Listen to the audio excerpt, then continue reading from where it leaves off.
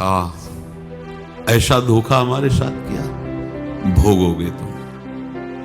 ये जो निकलता है ना भोगोगे, ये अकाट्य होता है। क्योंकि किसी का भी हृदय, मान लो किसी भी जीव जंतु को आप कष्ट दें और उसका हृदय आह भर जाए, तो वो आह वज्र की लीक है, तुम्हें भोगना पड़ेगा। वो आह किसी की ना लेना जिंदगी। कोई ऐसा कोई आह भर करके कह दिया तुम समर्थ हो, हम तो कुछ कर नहीं सकते, वो अंदर से दुख, फिर तुम्हारी सामर्थ्य काम नहीं करेगी, मिट्टी में मिला देगी। ऐसा नहीं कि आप जो कर रहे हैं कोई देख नहीं रहा, कोई हिसाब किताब नहीं, जो कर रहे हैं अवश्य में भोक्तव्यम। बहुत सावधान।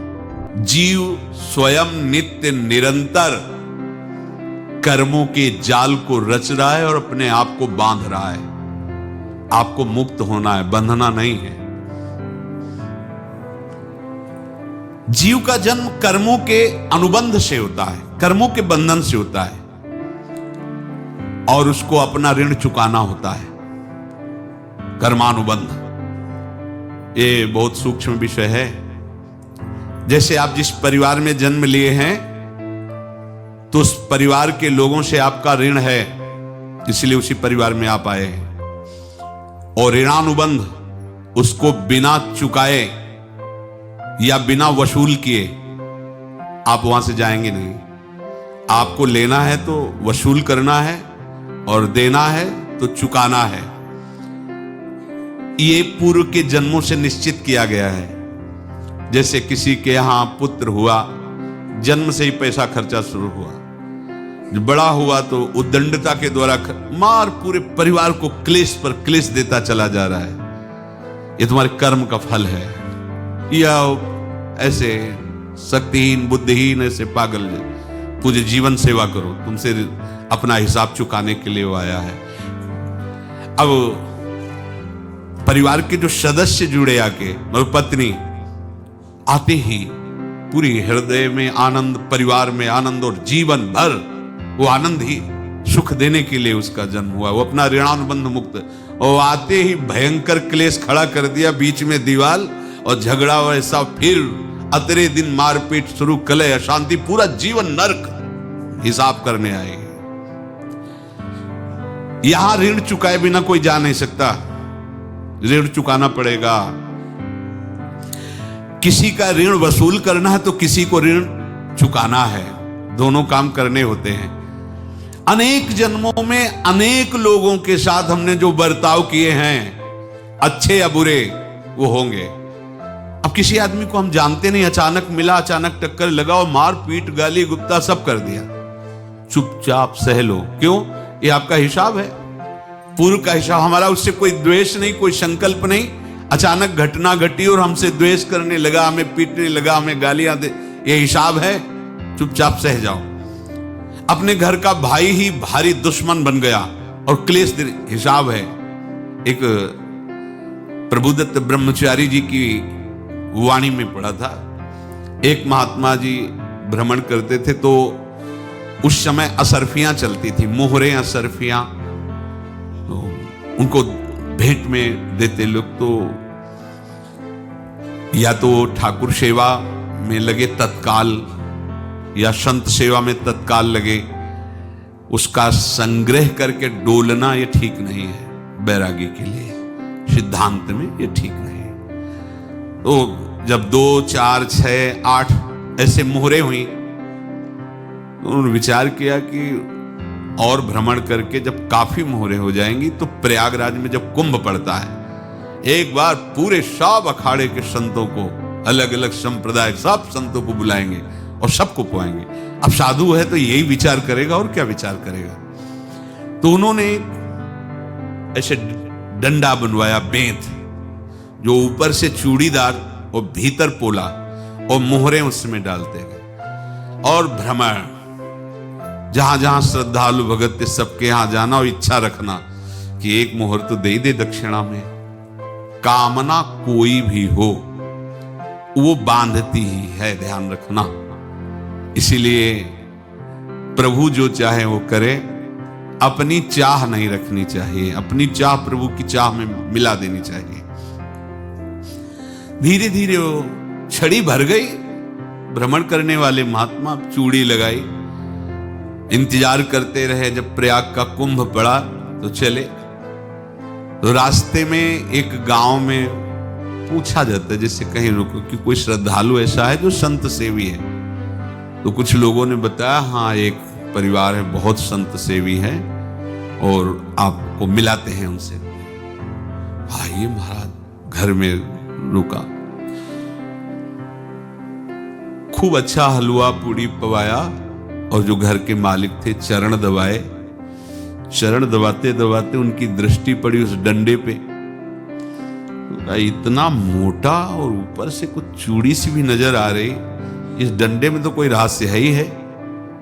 अब महात्मा जी को खवा पिला के सुला दिया। महात्मा जी जब सो गए तो पत्नी से धीरे से कहा, वो डंडा लाओ बाबा जी का डंडा।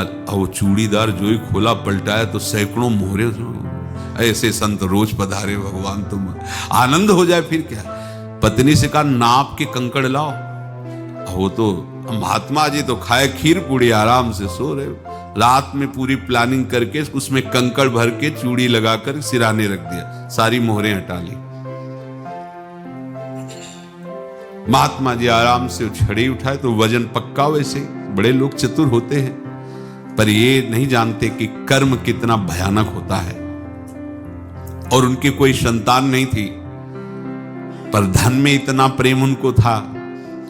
बहुत सावधान रहे। साधु महात्माओं के पास जो अर्थ है, गृहस्थी अगर आता वहीं से है, पर अगर उसको जोर जबरदस्ती या किसी छल कपट से, तो वो उसका विनाश ही करता है। आज तक का प्रमाण है। अब उनको ये भाव पता नहीं होगा, या पता होगा तो लोभ के कारण वो उसको मान नहीं पाए होंगे। महात्मा जी गए प्रयाग में, किसी अखाड़े पर रुके और वहां प्रार्थना की कि कल जो है संपूर्ण अखाड़ों का निमंत्रण किया जाए और सब संतों को भोग पवाया जाए और उनको दक्षिणा भी दी जाए। महंत ने सोचा कि बहुत बड़ा है तो उत्सव है, क्योंकि प्रयाग में कितने हजारों संत महात्मा सब। उनका महाराज बोरों इसमें चीनी और टीनों घी लगेगा, सब व्यवस्था। बोले आप मंगाए, एक एक हिसाब हम करेंगे, हमारे पास सब व्यवस्था है। बोले कुछ तो पहले दे दो, वो इकट्ठे देंगे हम। उनको था कि अगर हम छड़ी खोला और दो चार मोहरे दी, किसी को पता लग गया तो गड़बड़ हो सकती। बोले हम भंडारे के समय आखिरी में सब कुछ आपको दे देंगे। ठीक है।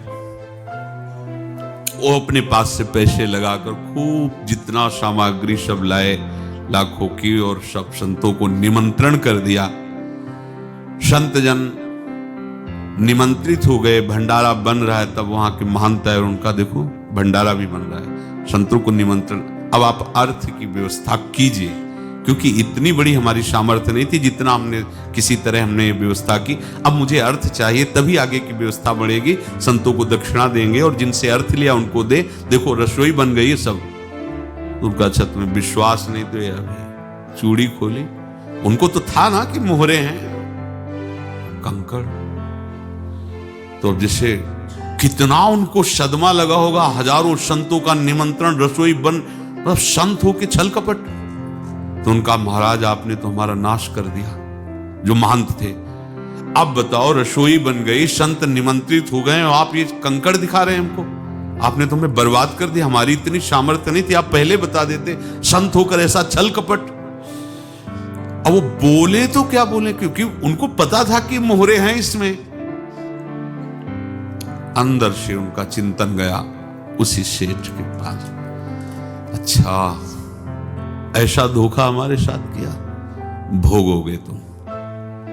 ये जो निकलता है ना भोगोगे, ये अकाट्य होता है। क्योंकि किसी का भी हृदय, मान लो किसी भी जीव जंतु को आप कष्ट दें और उसका हृदय आह भर जाए, तो वो आह वज्र की लेख है, तुम्हें भोगना पड़ेगा। वो देखो भीष्म जी को भोगना पड़ रहा है। सांप को ऐसे धनुष की नोक से उठाया और बंबूल के कांटों के ऊपर फेंक दिया, कई दिन तक शेदा हुआ, वो आह भर करके मरा। तो आपको 6 महीने बाणों की सैया पर आह किसी की ना लेना जिंदगी।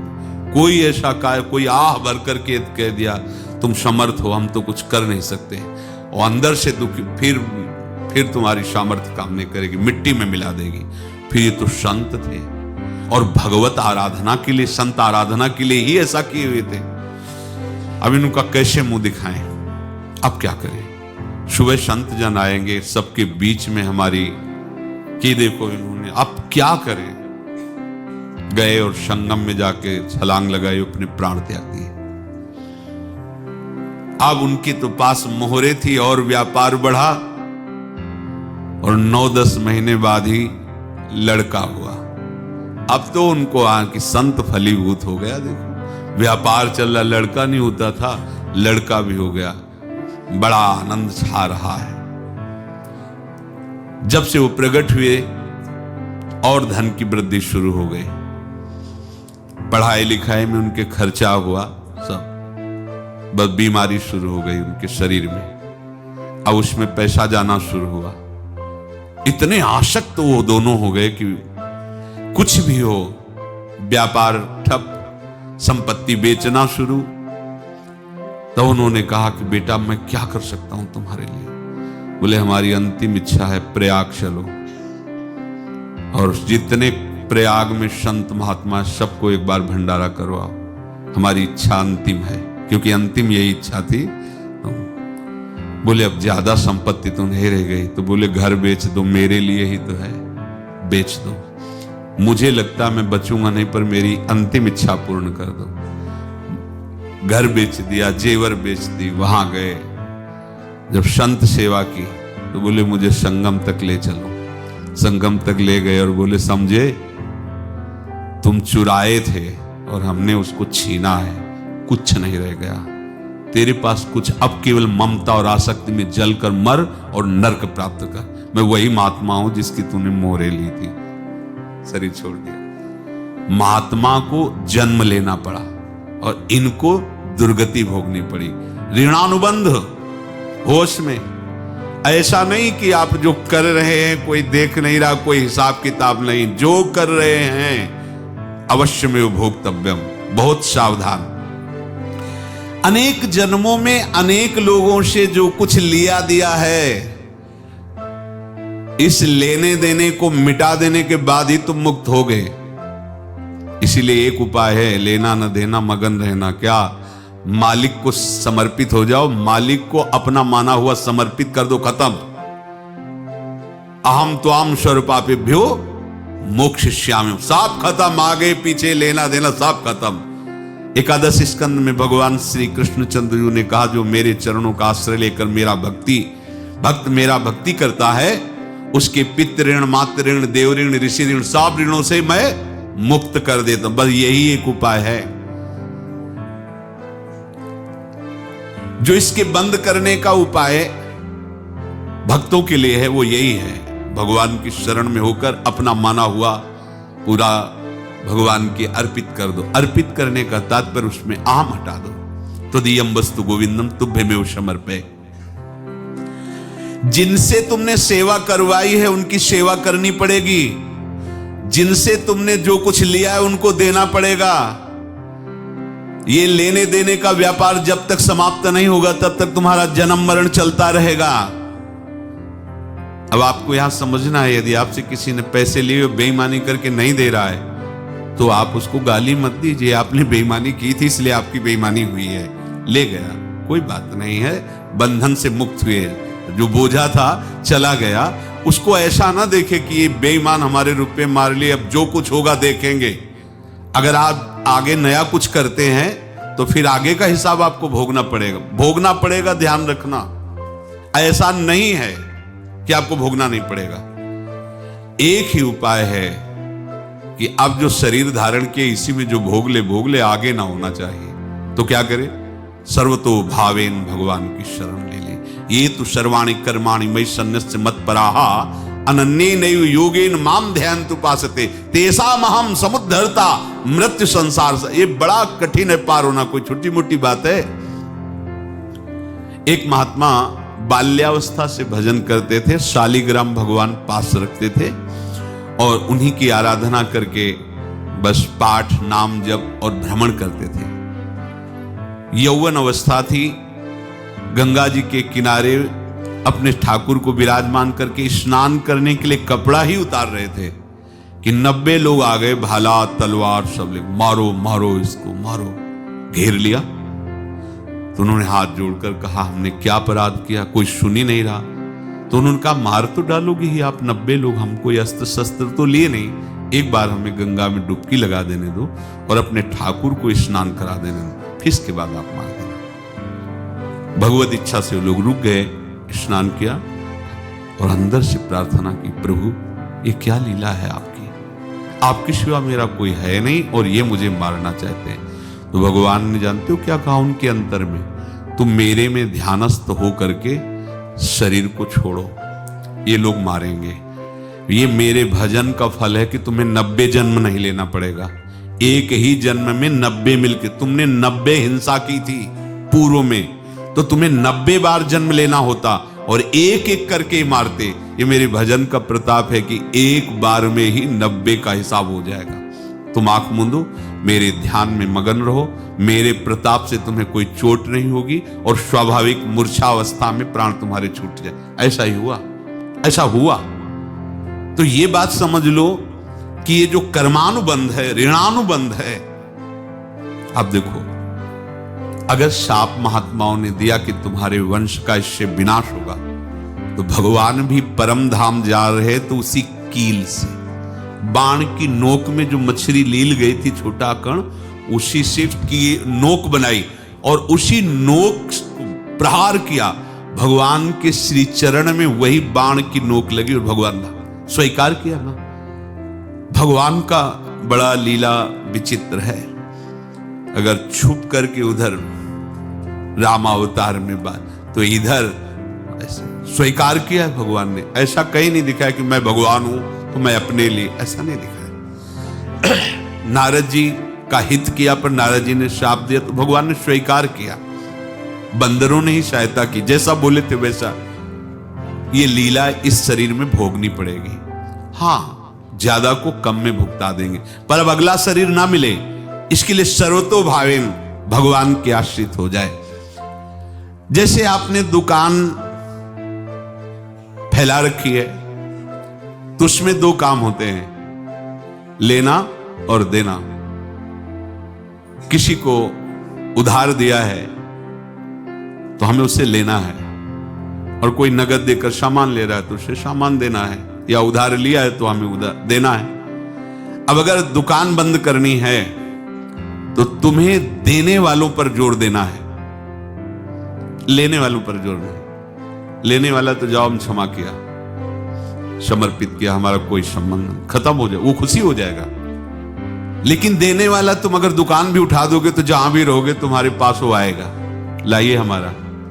तो देने पर नजर रखिए, जिसका जिसका हिसाब है वो आपके सामने आता जाए, हटाते जाओ। लेने पर नजर मत रखिए और दुकान फौरन उठा दीजिए, नहीं अगर लेते देते रहे तो चलता रहेगा। आगे चलकर कुछ लेना न देना, मगन रहना बस अपने प्रभु के चिंतन में। अब हम कैसे जाने कि किसको क्या देना है, हमें क्या पता। तो हम पूरा हिसाब जिनको पता है उनको दे देते हैं, समझ रहे हो, उनको पता है क्या लेना है क्या देना है। इनके पास पहुंच गए, सरकारी हिसाब से सब बराबर कर देंगे। हमको अपनी जिम्मेवारी इनकी चरणों में समर्पित कर देना है, तभी हम जीवन मुक्त होंगे। ये रहस्य की बात है। प्रभु कह रहे हैं, यस्य सर्वे समारंभाः काम संकल्प वर्जिताः ज्ञानाग्नि दग्ध कर्माणं तमाहु पंडितम बुधाः।